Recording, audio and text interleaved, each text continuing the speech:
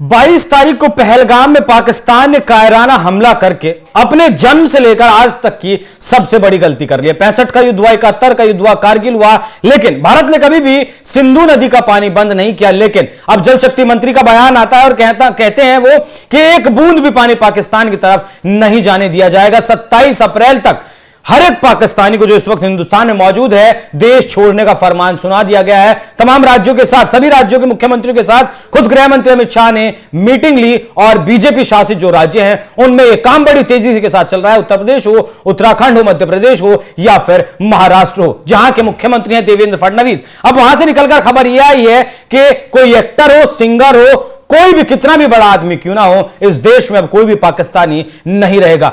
इस पूरे विषय पर आज चर्चा करेंगे। चर्चा पर नजर जो है विस्तार से बात करेंगे हमारे साथी रोहित पांडे। रोहित, क्या कुछ पूरी खबर? बिल्कुल। और महाराष्ट्र के सीएम देवेंद्र फडणवीस जिस तरीके से अभी ही नहीं, इससे पहले भी वो महाराष्ट्र को लेकर काफी सख्त हैं। जिस तरीके से पुणे के पिंपरी चिंचवाड़ में भी कुछ दिन पहले कई 100 एकड़ में उन्होंने बुलडोजर चलवाया, नगर निगम ने बुलडोजर चलवाया, रोहिंग्याओं को वहां से भगाया। अब बारी है कि पाकिस्तानियों को टांग कर बाहर फेंका जाए और इसीलिए मुख्यमंत्री देवेंद्र फडणवीस ने यह बड़ा फैसला लिया है। जब केंद्र सरकार ने आदेश दिया, अमित शाह जो कि गृह मंत्री हैं उन्होंने सभी मुख्यमंत्रियों से बात की, तब क्या कुछ कहा है देवेंद्र फडणवीस ने अपने बयान में, पहले वो बता देते हैं ताकि तस्वीरें साफ हो जाए। देवेंद्र फडणवीस ने कहा कि भारत सरकार ने पाकिस्तानी नागरिकों का वीजा रद्द करने का फैसला किया है। महाराष्ट्र में मौजूद पाकिस्तानी नागरिकों को आइडेंटिफाई करने का काम चल रहा है। पुलिस को भी जानकारी दी गई है। कोई भी पाकिस्तानी नागरिक 48 घंटे से ज्यादा महाराष्ट्र में ना रुके। हम पूरी तरह से मॉनिटरिंग करेंगे, उनको देश से बाहर निकालेंगे, ओवर स्टे करेंगे, उन पर कानूनी कार्रवाई की जाएगी।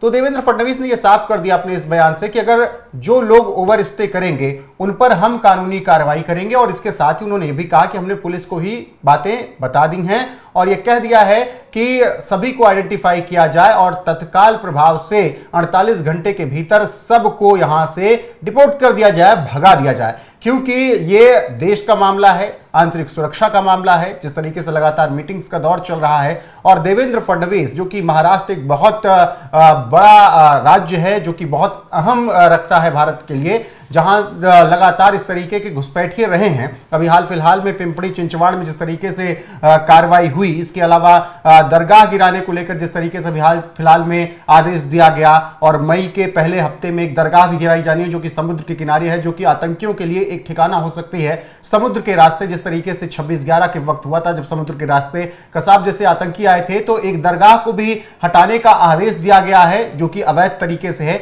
तो तमाम कार्रवाई महाराष्ट्र में हो रही है, ना सिर्फ पाकिस्तानियों को निकालने की बल्कि इससे पहले भी घुसपैठियों पर लगातार कार्रवाई की जा रही है। और मुख्यमंत्री देवेंद्र फडणवीस का सीधा सा आदेश है कि महाराष्ट्र में कोई भी तरीके का रोहिंग्या घुसपैठिया नहीं रह सकता है। सबकी पहचान करके हम सबको बाहर उठाकर फेंक देंगे। अब यह तो मामला देश का है, यह तो मामला देश की आंतरिक सुरक्षा का है। ऐसे में सीएम देवेंद्र फडणवीस अभिषेक बिल्कुल भी पीछे नहीं रह सकते थे और इसीलिए वो तत्काल प्रभाव से इतनी बड़ी कार्रवाई कर रहे हैं। और महाराष्ट्र लगातार, मुंबई जहां पर बॉलीवुड है, जहां पर तमाम एक्टर सिंगर इससे पहले आते रहे हैं, हालांकि 26/11 के बाद प्रतिबंध लगे, लेकिन फिर भी पिछले कुछ वक्त में आप देखिएगा तमाम ऐसे लोग आते रहे, तमाम ऐसे लोग काम करते रहे, छोटी मोटी घटनाएं चलती रही बिल्कुल आने जाने लेकिन अब जो आदेश गृह मंत्री अमित शाह का है उसका तुरंत फॉलो किया जा रहा है हर राज्य से। और मुख्यमंत्री देवेंद्र फडणवीस भी वो रूल फॉलो करते हुए पाकिस्तानियों को घसीटकर बाहर फेंकने का ये अपने आप में बहुत बड़ी बात हो जाती है रोहित, के 48 घंटों के भीतर सभी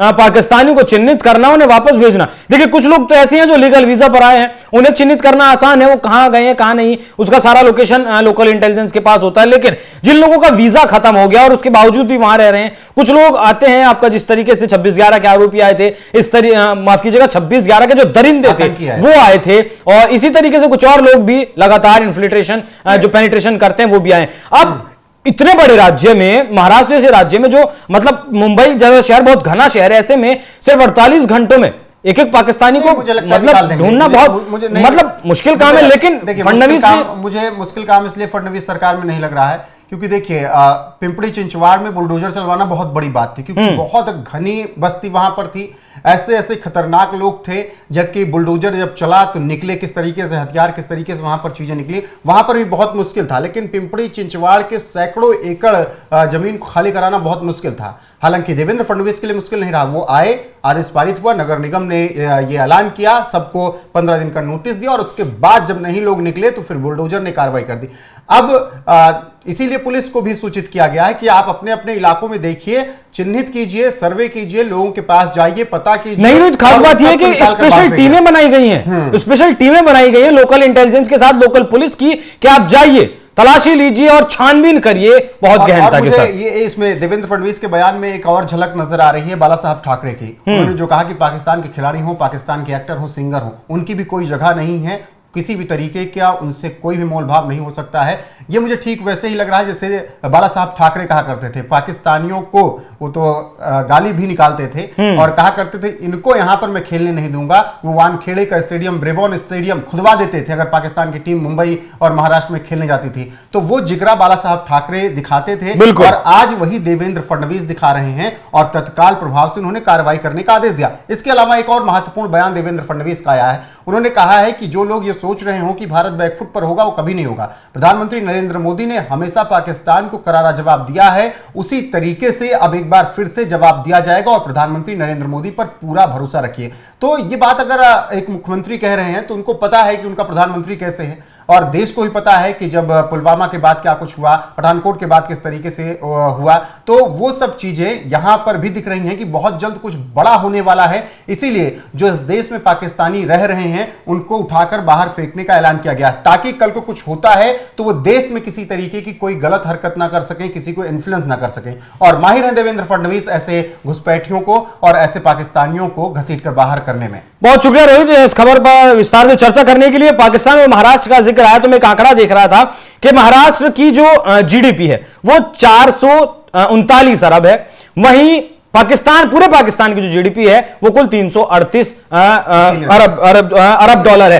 तो पाकिस्तान सिर्फ एक महाराष्ट्र के कहीं भी आसपास नहीं ठहरता है। बाकी जो आपने कहा कि इसीलिए तो पीएसएल में ड्रायर दे रहे हैं। जी जी, जो आपने कहा कि भारत कुछ बड़ा करने वाला है, ये सिर्फ आप ही नहीं है, भारत ही नहीं, ये रूस के जो राष्ट्रपति हैं पुतिन साहब, उन्होंने खुद कहा है कि भारत कुछ बहुत बड़ा करने वाला है। पाकिस्तान के सेना अध्यक्ष आसिम मुनीर, जिन्होंने हफ्ते भर पहले बयान दिया था कि कश्मीर पाकिस्तान की गले की नस है, अब उस गले की नस को पीओके के रूप में जो आप लेकर बैठे हैं उसे खींच लिया जाएगा, काटा नहीं जाएगा, उसे खींच लिया जाएगा बाहर। फडणवीस और देश के सभी मुख्यमंत्री बिल्कुल सब सहयोग कर रहे हैं। सहयोग सबका जरूरी होता है, कि विश्वास होता है प्रधानमंत्री को अपने मुख्यमंत्रियों के ऊपर, जिस विश्वास को ये मुख्यमंत्री निभा रहे हैं। देवेंद्र फडणवीस के लिए चुनौती इसलिए बहुत ज्यादा है क्योंकि मुंबई महाराष्ट्र है, जहां पर 26/11 हमने देखा, तो उनको बहुत ज्यादा सतर्कता बरतनी है। बिल्कुल बिल्कुल बिल्कुल बिल्कुल बिल्कुल। जब से पहलगाम हुआ 22 तारीख को, देवेंद्र फडणवीस महाराष्ट्र हाई अलर्ट पर है। हाँ, महाराष्ट्र हाई अलर्ट पर है, और देवेंद्र फडणवीस लगातार मीटिंग्स